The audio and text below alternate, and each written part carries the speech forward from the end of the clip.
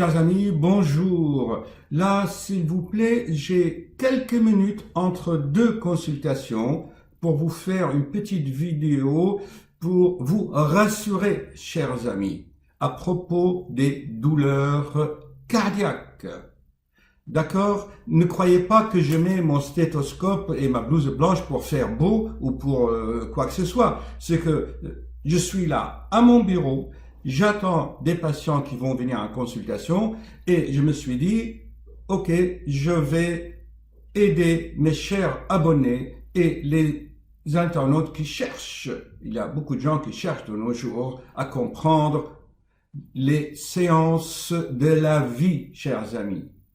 La vie, c'est un grand mystère et on commence à peine à comprendre quelque chose. Donc, ces quelques minutes en attendant les patients qui vont bientôt sonner, d'ailleurs, vous l'avez remarqué dans certaines de mes vidéos. Ok, chers amis, le cœur, il est là, à gauche, et le foie est à droite, et l'œsophage, il est au milieu. Là, c'est le médiastin. Ok, là, je dicte la vidéo, et ce soir, je vais vous mettre des diapositives. D'accord? Alors, maintenant, c'est ça le mystère, c'est que le cœur, il est à gauche, mais les douleurs cardiaques ne sont rarement ou quasi jamais au niveau du cœur, à gauche. L'explication de ces douleurs reste un mystère. Seule l'acupuncture et la médecine énergétique, holistique, naturopathique, qui peuvent donner une explication. Pourquoi? Certaines plantes, comme par exemple le cactus en dilution homéopathique, donnent des douleurs uniquement du côté gauche, dans le bras gauche. L'acupuncture aussi explique cela par les méridiens de l'énergie. C'est le méridien du cœur. Ok?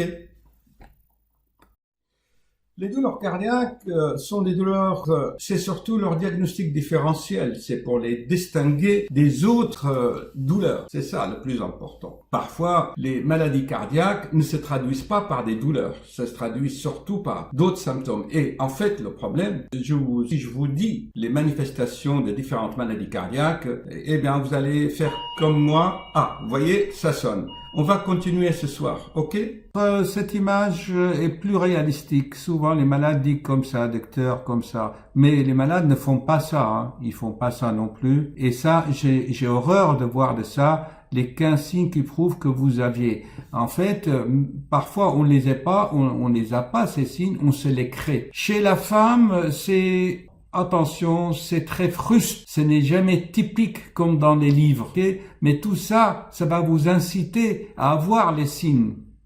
Seulement, pour la meilleure façon, c'est d'aller voir le médecin et décrivez ce que vous ressentez. Ne décrivez pas ce que vous avez lu et vu sur Internet. Soyez sincère et vrai devant le médecin. Docteur, j'ai mal ici, et vous décrivez quand si c'est à la marche, si c'est pendant le sommeil. Ça, c'est très important, chers amis. Et tout ça, c'est angoissant pour vous. Ok, vous regardez. Mais vous allez être influencé dans la façon et la manière de décrire vos symptômes à vous, parce que chaque être humain, chers amis, est unique et ressent les choses d'une façon différente. Ça, c'est à éliminer, hein, des photos comme ça. Vous voyez, c'est du cinéma. Alors, ne regardez pas des choses comme ça. Ça non plus. Comme je vous ai dit, ça fait presque 50 ans que j'exerce, je n'ai jamais vu ça, hein. Le malade vient vous décrire calmement ses douleurs, ce qu'il ressent lui-même, et ce n'est pas ce qu'il a imaginé sur Internet ou dans les livres. Parfois, il vous transmet ce que un ami à lui qui a ressenti. Voilà quelques éléments de base, hein. Donc c'est derrière le sternum, c'est au milieu de la poitrine,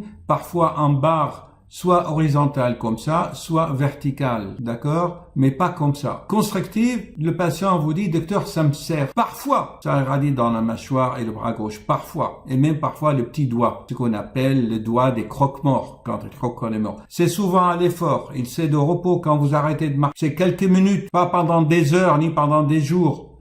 Et cède au test de trinitrine. vous demandez à votre médecin de vous prescrire un flacon de trinithrine. C'est un pchit sous la langue.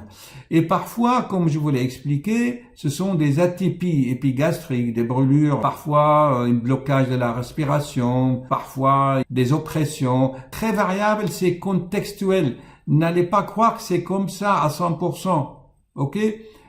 N'ayez pas peur de la mort subite, d'insuffisance cardiaque, des troubles de rythme, c'est trop exagéré. Mais on est obligé, dans les livres de médecine, on est obligé d'apprendre cela aux étudiants pour que les étudiants soient alertes et qu'ils comprennent d'une façon globale à différencier les douleurs. Mais ça, ce n'est pas pour les patients, parce que les mécanismes sont très complexes, chers amis.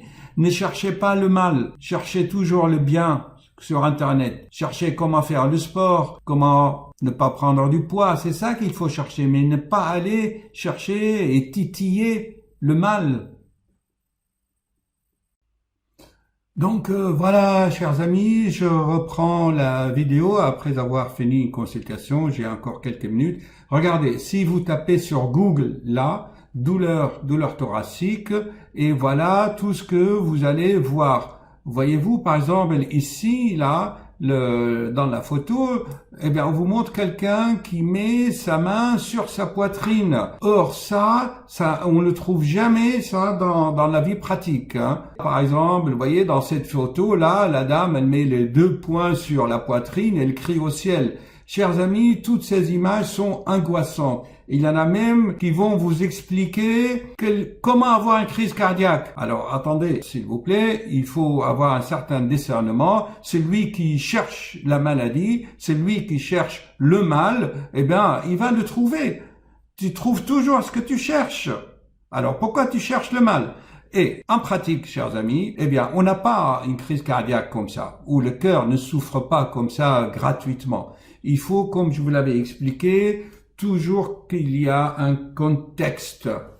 C'est sûr que un jeune de 20 ans n'est pas cardiaque. Par contre, il peut avoir mal à la poitrine. Est-ce que vous voyez un peu l'idée, chers amis? Par contre, j'ai vu un jeune homme de 25 ans. Écoutez, pour 1m70, il pèse 120 kilos. Il fume, il fait pas de sport, il est assis devant son ordinateur de bain de soir, et c'est sûr qu'il a fait un problème. Ça, c'est sûr. Les maladies cardiaques, chers amis, ça se soigne par l'hygiène de vie et l'art de vivre. Voilà, je reprends l'enregistrement de l'écran. Vous voyez ici, l'année dernière, je vous avais fait beaucoup de vidéos sur les douleurs cardiaques. Là, cette vidéo-là, c'est très important. Comment repérer et reconnaître vite la crise cardiaque. Regardez cette vidéo, vous tapez sur ma chaîne 115 points, comment repérer, vous tapez ces phrases, ces mots, et vous aurez la vidéo. Je vous mettrai toujours les liens dans le descriptif de cette vidéo même. J'espère vous avoir aidé dans la compréhension des douleurs dans la poitrine, mais rassurez-vous, chers amis. Oui, chers amis, je vous comprends parfaitement, car même dans vos recherches sur Google, sur le net, vous trouverez toujours des schémas comme ça.